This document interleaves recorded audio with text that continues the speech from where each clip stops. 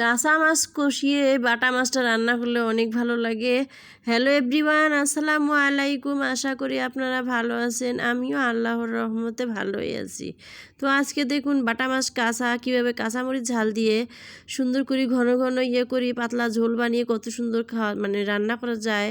তো দেখুন কাঁচামরিচ বেটে দিলাম, হালকা একটু মশলাও বেটে দিলাম, কারণ ওর মধ্যে কয়েকটা খালি শুধু মাছের মশলা আদা রসুন খাই না, শুধু একটু কাঁচামরিচ আর পেঁয়াজ আর হলো জিরা একটু বেটে নিলাম। আর এখন দেখেন হলুদ মরিচ লবণ যা লাগে এর মধ্যে দিয়ে দিলাম, কারণ জিরা তো দিয়েই দিচ্ছি, এখানে আর দিয়ে নেই। হালকা একটু কম একটু মরিচের ঝাল দিলাম। এখন যেমন হলুদ হলুদ রঙটা হয়, লাল যাতে না হয়, তো সব কিছু দিয়ে আমি এখন মেখে মুখে ভালো করি, গায়ে গায়ে মশলাগুলো যেন লাগে আর মাছের ভিতরে যেন মশলা ঢুকে ভালো করে একটু লেড়ে ছেড়ে নিব।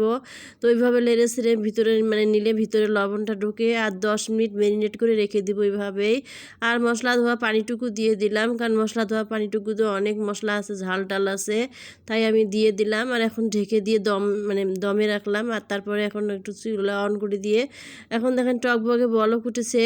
তো দেখেন হলুদ হয়ে গিয়েছে, কারণ লাল তরকারি এক রঙের তরকারির একটা স্বাদ আর কাঁচামরিচের ঝালের একটা স্বাদ।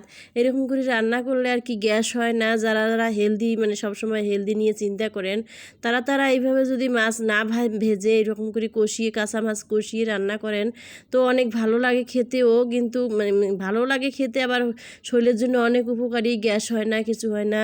তো দেখেন রান্না বান্না হয়ে গেল, এখন আমি মাছটা নামিয়ে নেব।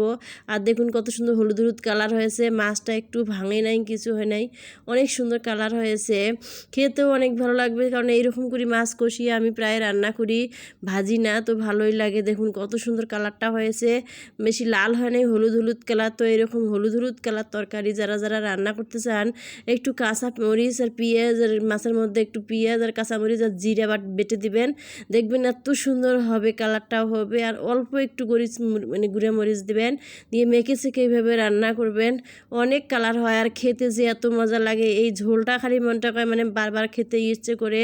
মাছে ভাতে বাঙালি যারা, তারা মাছ পছন্দ করে, তাদের জন্য এই রান্নাটা অনেক ভালো উপযোগী হবে। তো আপনারা ভিডিওটা দেখে একদিন রান্না করে খেয়ে দেখবেন, অনেক ভালো লাগে। তো দেখেন রান্না বান্না হয়ে গেছে, আমি এখন খেতে বসেছি, আমার ছেলেকেও খেতে দিচ্ছি। তো দেখেন ছোটো মাছ তো বাটা মাছ যেটা ছোটো সেটা আমি কাটি নিয়ে আস্ত 2টা মাছই রেখে দিয়েছি। তো 4টে মাছ রান্না করছি, যেহেতু মানুষ 3জন, 4টে মাছ রান্না করছি। তো বর্তমান 2জন খাবো, আর একটু তরকারি থাকলে রাত্রে আমার হাজব্যান্ড আসি খাবে। তো দেখুন আমি এখন বাটা মাছটা তরকারি তুলে নিয়েছি আর দেখুন খাইতেছি। অনেক মজা হয়েছে, কাঁচামরিচের ঝাল দিয়ে এইভাবে তরকারি রান্না করলে অনেক মজার হয়। আপনারা একদিন ট্রাই করে দেখবেন। ভিডিওটা ভালো লাগলে একটা লাইক কমেন্ট শেয়ার করবেন। আল্লাহ হাফেজ।